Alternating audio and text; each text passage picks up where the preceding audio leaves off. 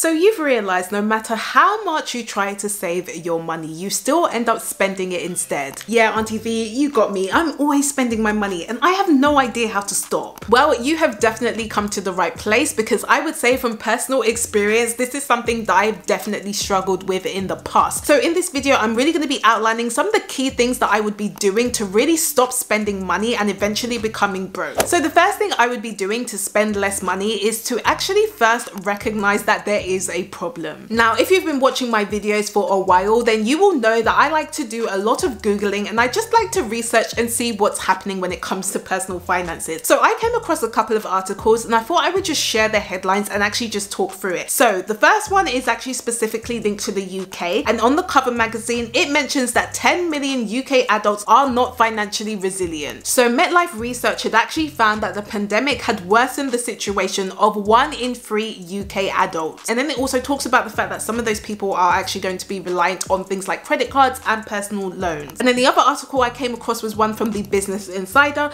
and this basically says that 60% of millennials earning over $100,000 say that they're living paycheck to paycheck. Now, apparently some of these millennials are known as Henrys, so they do prefer a comfortable and more expensive lifestyle. And also in today's economy, $100,000 is considered middle class in the US. Now, for me, when I read those two articles, I essentially knew that there was a problem, because even though we have things like the internet where you're able to actually increase your financial literacy and just really educate yourself around your personal finances, you will find that the majority of people have not done this, and that's why they are living paycheck to paycheck. Now, obviously there are going to be a percentage of people that genuinely are struggling with their finances, where their income isn't even able to cover their bare bone expenses, but I'm not necessarily talking about that situation. What I'm really talking about are the people that do actually have an income coming in. They could technically afford to have savings and investments, for example, but they are actually spending their money instead. So for me, if you are in that situation, you probably don't have an income problem, but you have a spending problem. Yeah, but Auntie V, if I had more money, then I could just save the difference, right? Well, I mean, you would think so, but apparently for a lot of people, that's not the case, especially when you do look at that second article where it's talking about millennials earning over $100,000, yet they are still living paycheck to paycheck. So clearly there's likely to be a spending problem here. Now, what I want to do is actually get you guys to do an exercise, because I do think that this is probably going to be a shock to a lot of you, especially if you haven't really been focusing on your personal finances. So the first thing I want you to do is open up your bank statement. So whether you go over to your laptop or you look at your phone, I want you to have a look at your bank statement from the last month. Now, once you've done that, I want you to write a list on everything that you have spent that hasn't been essential. So literally look through your bank statements and write down every single thing you've spent money on that isn't essential. And when I'm talking about essential things, guys, I'm really talking about essential bills that you genuinely need. So things like, you know, you having to pay for your rent, your electricity bill, your gas bill, things like that are going to be essential. When you're taking into consideration things like Netflix, that is not going to be essential. Then once you've listed that out, I want you to calculate how much you have actually spent on those non-essential items. And then on the other side, what I want you to do is actually calculate how much you have allocated to things such as either paying off your debt, saving, or your investments. And when I'm talking about paying off your debt, I'm not just talking about your minimum payments, I'm really talking about whether you've been overpaying on your debt as well. Now, once you've done that, guys, I really want you to truthfully answer this question. Are you happy with how you spent your money over the past month? And if the answer to that question is no, then maybe you do have a problem here. Okay, so my essential bills came to about 1,500. My spending came to 500, and I put 50 towards my savings. I don't even remember what I spent most of my money on. And that's really why I do think that exercise is so important, because you really want to understand exactly how much you're spending on a monthly basis versus how much you're actually allocating to things like paying off debt, savings, and investing as well. Now, if you do think saving money is something that you have tried to do in the past but you've really struggled to do it, then definitely check out my video where I talk about how you can save money fast in 2021. So if you haven't watched that already, then of course I will link that up here for you and in the description below. But ideally, the first thing you want to do is recognize whether you do have a spending problem, because if you do understand that, then there are things that you can put in place to actually tackle that problem. Now, the second thing I would be trying to do to spend less money is actually focusing your mind on gaining assets rather than buying liabilities. Now, the reason why I mentioned this point is because a lot of people, when they're actually spending their income and the money that they have, they're more likely going to be buying liabilities rather than assets. Now, this is really a complete mindset shift that I've definitely been going through over the past couple of years. But what I'm really trying to say is,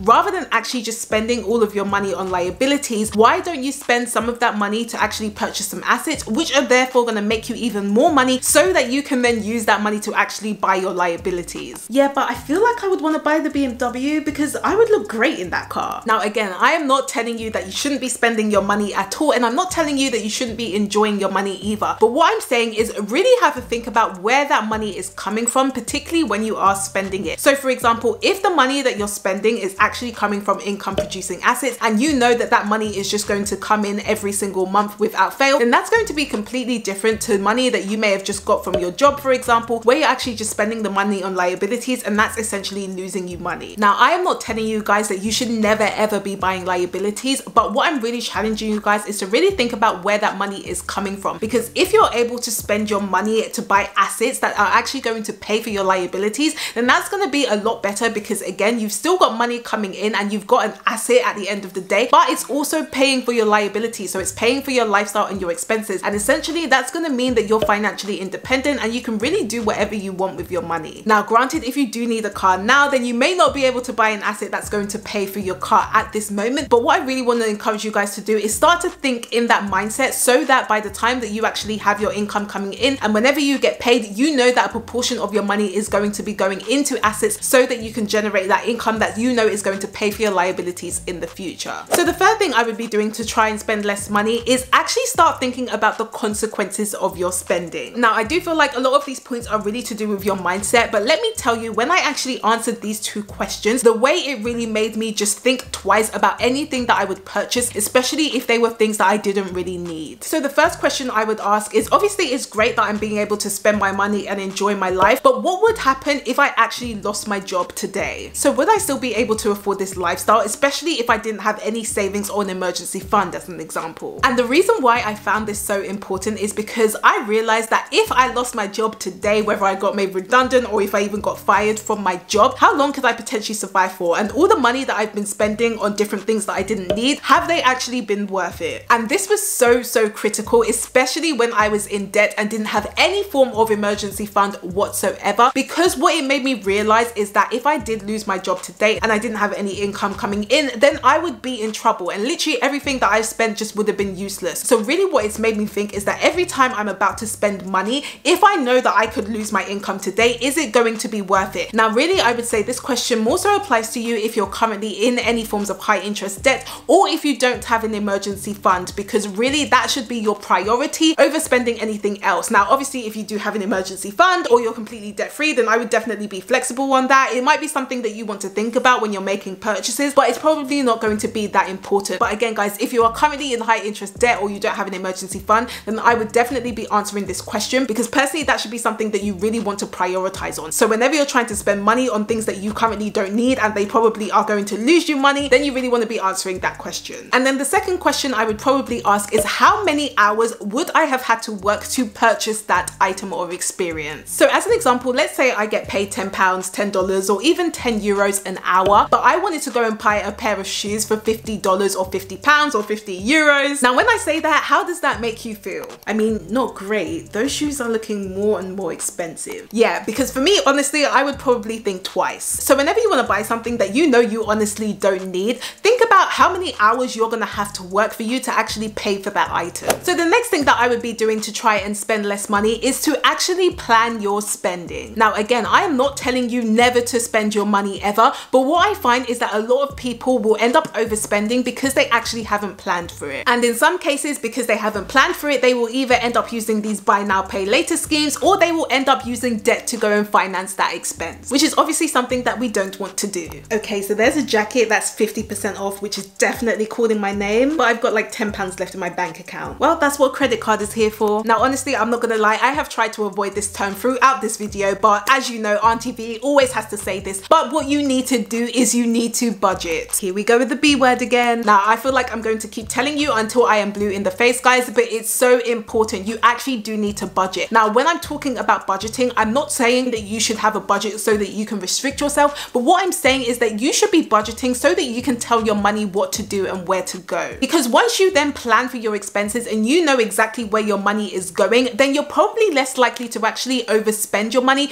because you've already allocated everything anyway. So as an example, whenever I'm making my budget, I know that I'm going to pay myself first, so I know that I'm going to put a proportion of my income into my savings and into my investments investments. So whatever else is left, I am then just free to spend my money how I like. Now, if you are completely new to budgeting, then of course don't worry, because I do have so many videos talking through different budgets that you can be doing. So definitely check them out if you haven't already. I will of course link one up here for you and in the description below. But also remember, I do actually have budgeting templates to really just plan for your expenses. Again, what my templates really do is not just try to restrict you in terms of how much you should be spending, but it's really just to plan your expenses for the month or for the week. So definitely check them out if you haven't already. Those will be linked in the description below for you. But again guys, if you do want to spend less money, then plan for it and budget. So the fifth thing that I would be doing to try and spend less money is actually start to look for cheaper alternatives that don't break the bank. Now guys, I know that as millennials, we do really value experiences, but we do not need to be going on so many experiences that are going to break the bank. So for example, rather than going to Mauritius or Bora Bora, maybe you could just go to France instead. Or if you're trying to go out to dinner, rather than going to the Shard every single weekend, sometimes eat at home, have a couple of candles, and then you're done. I mean, a couple of candles on your table and you've got yourself a dinner date. Now, am I saying that you should never ever spend money on experiences or you shouldn't have nice experiences? No. But what I'm saying is really start to think about your situation, because if you do not have money to be paying for those experiences and you're using debt to finance it, then you know that you have a problem. So again, think about your circumstances, think about the level of income you have, and think about delayed gratification. Another thing could be if you're trying to save for a wedding, then maybe try and DIY as much as possible. Now, this is something that I actually mentioned in my video where I talk about how we actually managed to save for our wedding. So definitely check that video out if you haven't already. I will of course link that up here for you and in the description below. But there are going to be other things, like for example, rather than actually just purchasing new clothes, could you maybe start to sell some of your old clothes and use that money to actually then purchase those new clothes, so that you have that kind of decluttering process at the same time. I mean, I haven't worn any of these in a while.